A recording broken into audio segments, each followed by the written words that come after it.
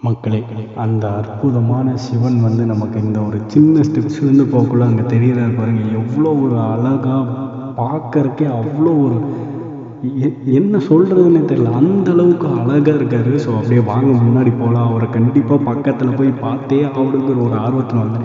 இங்கே இருக்க இந்த 2 சிலை வந்து என்ன, இது என்ன யாரோட சிலைன்னு பார்த்தீங்கன்னா, அந்த ஹைட்டாக கையில் சிவலிங்கம் வச்சுட்டு நின்றுட்டுருக்கிறவர் வந்து ராவணன்.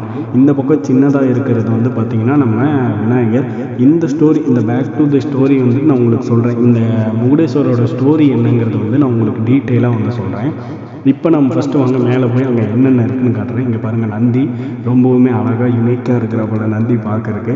ஸோ அப்படியே மேலே ஏறி வந்தீங்க அப்படின்னா, அந்த பெரிய சிவன் உட்கார்ந்துருக்காரு பார்த்தீங்கன்னா, அந்த சிவனுக்கு அடியில் வந்து ஒரு குகை வடிவில் இவங்க வந்து அமைச்சிருக்காங்க. அந்த குகை வழியும் உள்ளே போகிறதுக்கான கதவு தான் இது.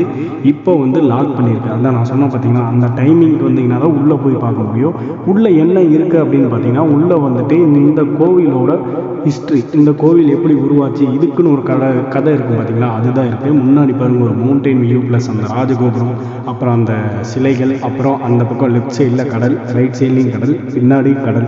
வியூ உண்மையாலுமே வேறு மாதிரி இருக்குது மக்களே.